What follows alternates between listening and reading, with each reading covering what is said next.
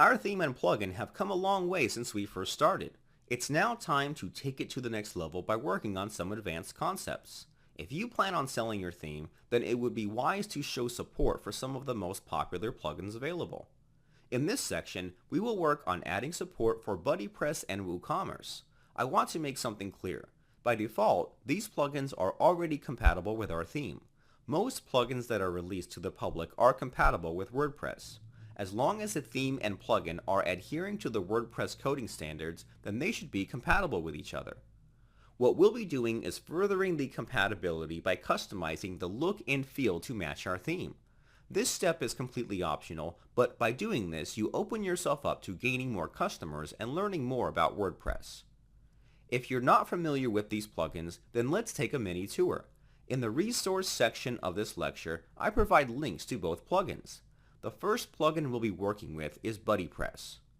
BuddyPress is a plugin that will convert your site into a social media site. It adds features such as profiles, groups, activity streams, notifications, and much more. It's very easy to use and even comes with some default styles if your theme doesn't have any. WooCommerce is a plugin that will transform a WordPress site into a store.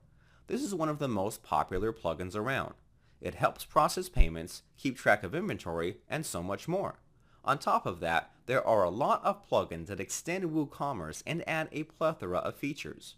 Adding support for this plugin is truly beneficial.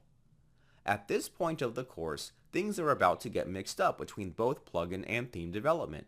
What I mean by this is that sometimes we'll be working in the theme and other times we'll be working in the plugin. We'll be switching often, so be prepared for that. What you're experiencing is my workflow. This is how I prefer to work.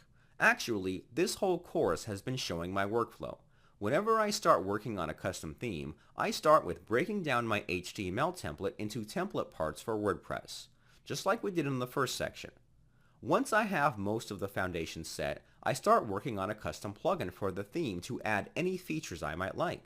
Eventually, I'll start adding in the more advanced features and integrations like BuddyPress and WooCommerce. Once it gets to that point, I find myself working in both the theme and plugin at the same time.